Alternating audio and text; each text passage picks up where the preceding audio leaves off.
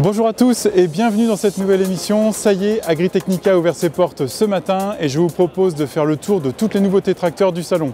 Alors juste à côté de moi, vous le connaissez déjà, le nouveau Quad-Trac, vous avez pu le découvrir en détail sur Entraide. Il s'agit sans doute du tracteur le plus puissant du salon puisqu'approchant les 800 chevaux. Premier portage et cocorico, il s'agit d'une nouveauté française. Je vous emmène découvrir le nouveau Massey Ferguson 9S. Massey Ferguson dévoile sa série 9S à Agritechnica, une nouvelle gamme de 6 modèles de 285 à 425 chevaux qui vient coiffer la dernière génération de tracteurs de la marque, les 8S, 7S, 6S et 5S. Sous le capot, le 6 cylindres de 8,4 litres AGCO Power répond aux normes Stage 5 et se décline donc en 6 niveaux de puissance. Hormis le MF 9S 425 qui coiffe la gamme, tous les modèles disposent d'une surpuissance de 20 à 30 chevaux. Tous sont équipés de la transmission à variation continue DINA VT. Cette nouvelle série de tracteurs, produits en France à Beauvais, devrait trouver son public pour 3 raisons. D'une part parce qu'ils adoptent la cabine des 8S, une des cabines les plus spacieuses et confortables du marché qui avait fait forte impression à sa présentation.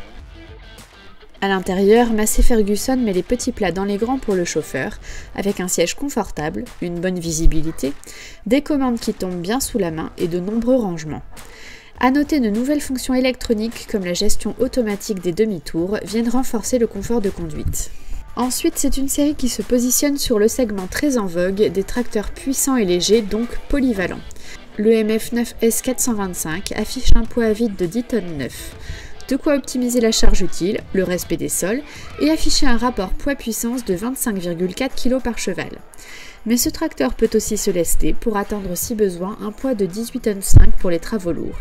Enfin, le nouveau Massey Ferguson 9S reçoit un équipement cohérent qui répond aux problématiques actuelles. Citons un moteur homologué pour utiliser des carburants HVO, la possibilité de recevoir un télégonflage monté d'usine ou encore la fonction Isobus TIM.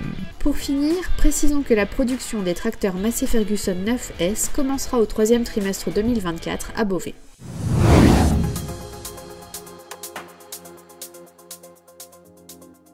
Chez Fendt aussi, l'actualité est assez riche. Alors l'Agritechnica, c'est l'occasion de découvrir, pour ceux qui ne les ont pas encore vus, les nouveaux 700 Vario génération 7 et surtout les 600 Vario et le tracteur électrique. Vous pouvez retrouver tous les détails dans la description sous la vidéo. Mais à présent, je vous emmène pour un nouveau reportage et nous allons parler tracteur au méthane avec New Holland.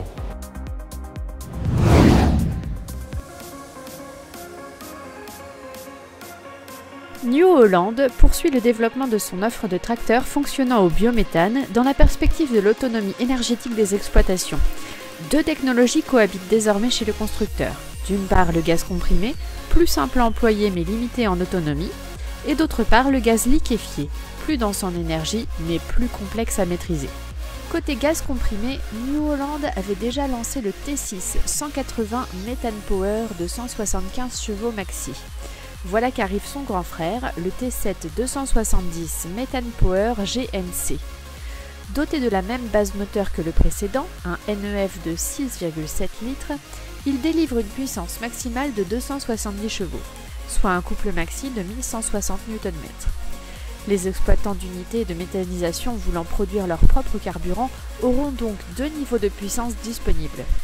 Différence importante, le long châssis de ce tracteur permet de lui faire embarquer 1265 litres de gaz comprimé, soit presque 3 fois plus que le T6 180. D'autre part, fonctionnant avec un carburant plus propre, ce tracteur n'a pas besoin de traitement des gaz d'échappement par réduction catalytique sélective. Enfin, en matière de transmission, ce T7 270 adopte la variation continue autocommande. La technologie du gaz liquéfié demeure pour sa part au stade du prototype, avec le tracteur T7 270 Methane Power en version GNL cette fois.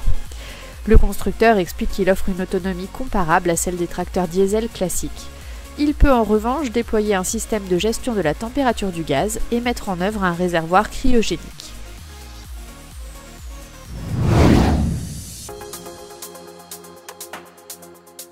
Alors chez Dotsfar, il y a aussi du nouveau à voir avec juste derrière moi une nouvelle série 6 TTV. Mais je vous emmène tout de suite chez Claas pour découvrir un tracteur autonome. Alors il s'agit du Claas Xerion doté des technologies du partenariat avec Agexid pour obtenir finalement un Xerion autonome.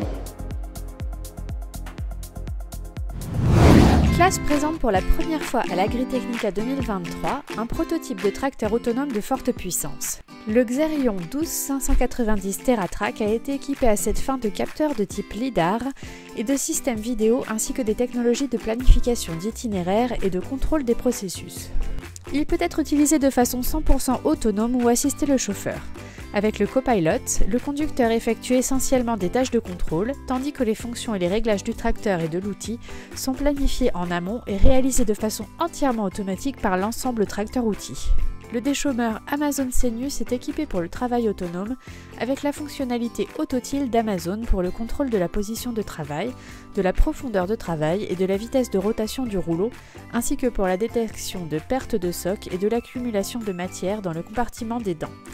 Les données enregistrées par le déchômeur sont comparées avec celles du tracteur, afin par exemple de réduire la vitesse d'avancement en cas de risque de bourrage, ou de relever légèrement le déchômeur en cas de patinage trop important du rouleau. Voilà, alors j'espère que cette émission vous a plu. On termine ce tour des nouveautés tracteurs ici chez Valtra avec juste derrière moi la nouvelle série S, la 6e génération. Alors vous avez déjà pu la découvrir en détail sur Entraide. Rappelons qu'il y avait deux nouveautés à retenir. D'une part le niveau de puissance qui dépasse désormais les 400 chevaux, 420 pour être précis. Et d'autre part le lieu de production puisque ce tracteur ne sera plus produit en France mais en Finlande. N'hésitez pas à vous abonner à notre chaîne si cette émission vous a plu et je vous donne rendez-vous sur Agritechnica pour d'autres nouveautés et d'autres émissions.